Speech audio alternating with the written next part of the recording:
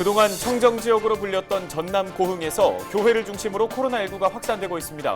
확진자가 나온 마을의 주민들이 대부분 고령의 어르신들이어서 긴장감이 높아지고 있습니다. 전국적으로 코로나19가 확산되고 있는 만큼 사망자도 급증하고 있습니다. 건장한 청년이 숨지는가 하면 한꺼번에 20명 넘는 사망자가 발생해 기상이 걸렸습니다. 코로나19 여파로 교육계에서는 원격 수업이 진행되고 있습니다. 원격 수업을 바라보는 학생들의 생각을 직접 들어봤습니다. 금속노조가 포스코 회장을 검찰에 고발했습니다. 노조는 잇따른 사망사고에 대한 책임을 묻겠다며 강경 대응에 나섰습니다.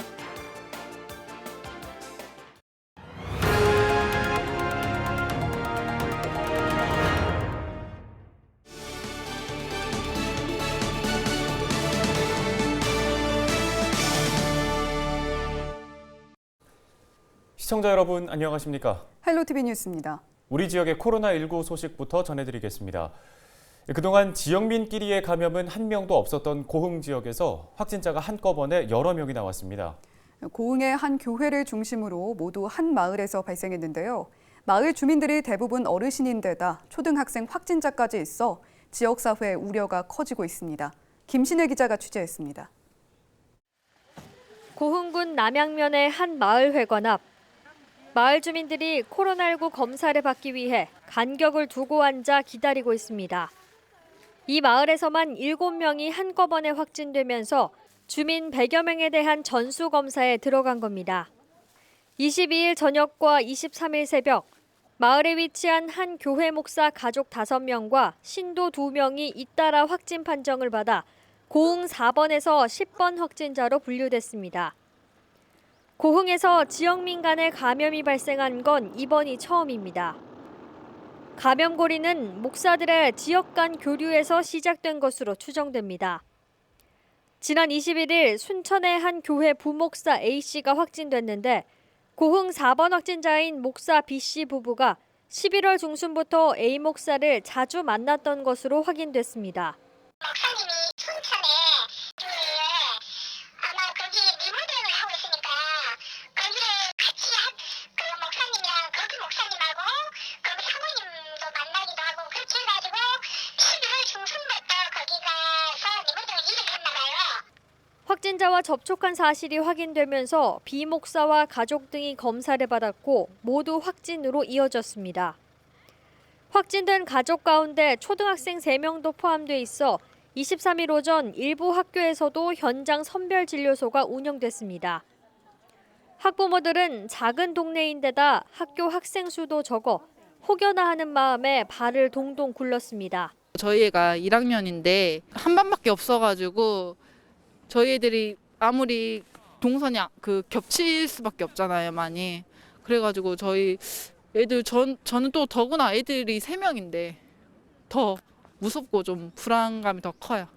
또 확진 학생과 같은 통학버스를 탔거나 조부모 등 3대가 함께 살고 있는 경우도 많아 걱정하는 목소리도 곳곳에서 나왔습니다. 고흥교육지원청은 고흥군에 있는 모든 유치원, 초중, 고등학교를 대상으로 24일까지 원격 수업을 실시할 방침입니다. 비 목사는 지난 20일 증상이 있는데도 현장 예배를 진행했고 교인 20여 명이 예배에 참석한 것으로 파악됐습니다. 인근 학교와 교회, 상가 등 지역 전파가 우려되는 상황. 고흥군은 교회와 학교 등을 방역 소독하고 370여 명을 접촉자로 분류해 검사를 진행하고 있습니다. 헬로티비 뉴스 김신혜입니다. 전국적으로 코로나19 확진자가 늘면서 사망자도 급증하고 있습니다. 최근에는 20명 넘게 사망자가 발생하면서 누적 사망자 수 700명을 넘어섰는데요. 네, 크게 늘어난 숫자도 문제지만 이 코로나 바이러스가 건강한 30대의 목숨도 앗아가면서 충격을 주고 있습니다. 박은경 기자입니다. 지난 2월 경북 청도 대남병원에 입원 중이던 60대 남성이 폐렴 증상을 보이다 숨졌습니다. 국내에서 발생한 코로나19 첫 사망자입니다. 이후 10개월 만에 누적 사망자 수는 700명을 훌쩍 넘었습니다. 대구 경북을 중심으로 1차 대유행이 한창이던 3월에만 148명이 목숨을 잃었고 광복절 집회 이후인 9월에도 91명이 숨져 직전 달에 비해 4배 가까이 늘었습니다. 3차 유행이 한창인 요즘 상황은 더 심각합니다. 최근 일주일 사이 122명이 숨지는 등 이달 들어서만 196명이 사망했습니다.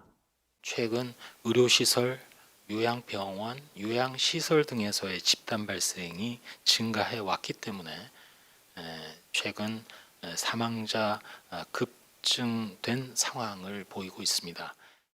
확진자 가운데 사망자를 따지는 치명률은 평균 1.4%로 고령으로 갈수록 높아져 80세 이상에서는 15.49%까지 치솟았습니다. 연령대별로는 60대 이상이 683명으로 94%를 차지하는데 대부분은 심근경색, 고혈압, 당뇨 등 이른바 지병을 앓고 있던 환자들입니다. 그렇다고 건강한 젊은 층은 안심해도 된다는 얘기는 아닙니다. 경북 경주에서는 지난 20일 기저질환이 없는 30대 여성이 확진 이틀 만에 숨졌습니다. 지금까지 30대에서 4명, 40대에서도 6명의 사망자가 나왔습니다. 20대 확진자 가운데는 면역 반응이 지나치게 격하게 일어나면서 병원체뿐 아니라 정상세포까지 공격하는 이른바 사이토카인 폭풍 증세로 사경을 헤매다 극적으로 호전되는 사례도 잇따랐습니다. 30대가 사망할 수 있느냐, 드물지만, 우리가 30대, 10대도 사망한 사례가 외국에서는 보고되잖아요. 젊은 사람 중에서 일부는 이렇게 전격적으로 진행한 사람들이 있으니까요. 그때는 목숨을 위협하고 하는 상황이 있을 수 있겠죠. 방심하는 순간 확산되는 코로나19. 누구에게나 치명적일 수 있는 만큼 사전 차단이 최선입니다. 헬로티비 뉴스 박은경입니다. 올해는 코로나19로 인해 학교 개학이 지연되고 또 원격 수업이 도입되는 등 교육 현장에 많은 변화가 있었던 한 해였습니다. 이제 곧 중학교로 진학하는 초등학생들은 원격 수업에 대해 어떤 생각을 갖고 있을까요? 학생들의 생각을 들어봤습니다. 박종호 기자입니다. 목포 서부초등학교입니다. 학생들이 컴퓨터를 앞에 두고 긴장한 모습을 보입니다. 올해 처음으로 원격 수업을 겪어본 학생들이 그동안 생각했던 이야기를 발표하는 자리입니다. 학생들은 대부분 학교를 가지 못해 어려움이 많았다고 밝혔습니다. 원격 수업을 하다 보니 과제가 많아져 학교에 가고 싶다는 학생도 있었습니다. 학교에서 어려운 과제는 조별 과제와 같이 친구들과 함께 해결해야 하는 것인데 조별 활동을 하지 못해서 혼자 어려운 과제를 해야 하는 게 아쉬웠습니다. 그리고 제가 잘하고 있는지 확인을 잘 못해 어려웠던 것 같습니다. 집에서 수업을 하게 돼서 좋았지만 학교에서 선생님 수업을 듣는 것보다 공부를 이해하기가 조금 어려웠던 것 같습니다. 그리고 책을 매번 가져가야 돼서 번거로웠습니다. 또 소풍이나 체육대회, 수학여행 등을 하지 못해 아쉽다는 의견도 있었습니다. 올해는 코로나19로 등교 수업을 하더라도 외부 접촉이 제한돼 활동에 제약이 많았기 때문입니다. 수학여행을 제대로 갈 수 없던 게 많이 아쉬웠습니다. 다른 학교 행사인 운동회나 현장 체험학습은 1년에 한 번 또는 여러 번 할 수 있지만 수학여행은 6학년 단 한 번밖에 없고 친구들과 같이 놀고 이야기하고 잠도 잘 수 있는 그런 추억을 만들 수 있는 학교 행사인데 제대로 할 수 없어서 좀 많이 아쉬웠습니다. 친구들과 같이 가는 마지막 여행이기도 하고 또 여행을 가서 할 수 있는 다양한 체험을 못한다는 것이 아쉬웠습니다. 학교를 가지 않아도 돼 늦잠을 잘 수 있어서 좋았다는 학생과 여러 번 수업을 들을 수 있어서 학습에 도움이 됐다는 의견도 있었습니다. 일단 온라인 수업은 집에서 하다 보니 학교에서 하는 수업보다 더 자유로운 느낌이 들었습니다. 아무래도 과제 중심 학습을 하기 때문에 조금 더 늦게 일어나서 편안한 마음으로 수업을 할 수 있었던 점이 가장 좋았던 것 같습니다. 예전엔 해보지 못한 수업들이라 좀 어렵고 두려웠지만 계속해보니 익숙해졌고 실전시급만 하고 놀러가는 학생들도 대다수라 수업을 제대로 듣지 않아 성적 격차가 생기는 학생들을 보면 문제점이 많이 생각했습니다. 학생들의 의견을 들은 더불어민주당 이낙연 대표는 코로나19로 인한 어려움이 많은 걸 알고 있다며 감염병 차단 방역에 최선을 다하겠다고 강조했습니다. 겨울방학도 즐기지 못하고 해서 굉장히 안타깝네요. 그리고 여러분 를 편하게 공부하실 수 있게 도와드려야 하는데 그러지 못해서 미안한 마음이 앞섭니다. 여러분은 개학도 3번, 4번 연기를 했고 10달 동안 원격 수업을 받으셨고 원격 수업이 본격적으로 도입된 2020년. 온라인 수업은 장비가 부족하거나 소프트웨어 문제 등 초기에는 혼란이 발생하기도 했습니다. 이제는 시스템이 안정화됐지만 마스크를 벗고 학교를 가고 싶다는 학생들의 바람이 하루빨리 지켜지길 모두가 기대하고 있습니다. 헬로티비 뉴스 박종호입니다.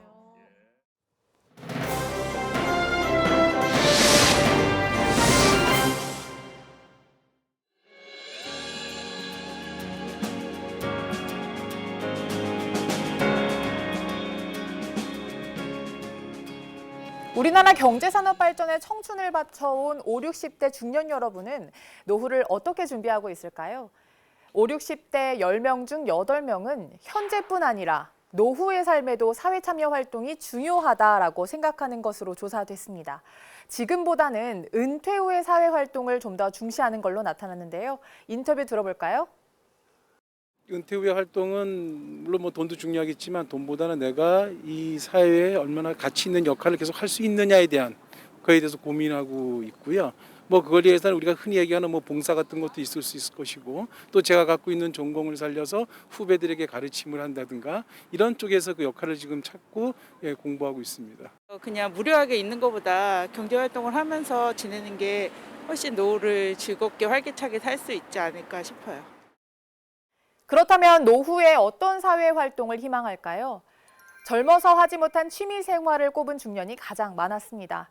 그 뒤로 소득 창출을 위한 일, 자기 개발을 위한 활동, 자원봉사와 같은 의미 있는 일, 종교활동 순으로 조사됐습니다.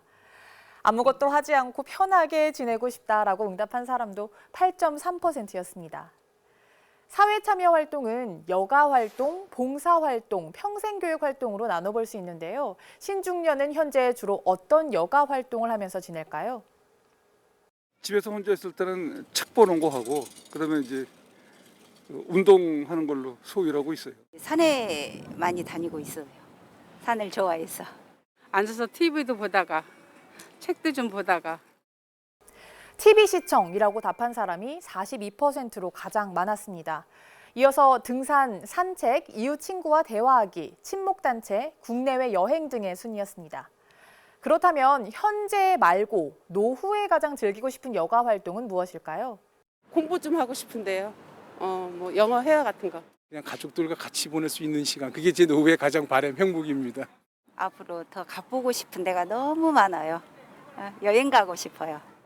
국내외 여행, 등산, TV 시청, 산책, 사교활동, 수영 등의 순으로 조사됐습니다. 현재는 여가 활동으로 주로 TV 시청을 많이 하지만 노후에는 국내외 여행을 하고 싶다는 겁니다. 은퇴 후에 봉사활동할 의향이 있느냐라는 질문에는 45.8%가 있다, 54.2%가 없다고 답했습니다. 평생교육에 대해서는 85%가 전혀 받은 적이 없다라고 답했고 현재 받고 있다는 응답은 5%에 그쳤습니다. 자원봉사를 하면 삶의 만족도와 성취감이 높아진다라는 연구 결과가 있습니다. 또 평생교육은 인생 이모작도 도와줄 수 있습니다. 풍요롭고 값진 삶을 위해 지금부터 노후 설계를 촘촘하게 해보는 건 어떨까요? 헬로티비 브리핑이었습니다.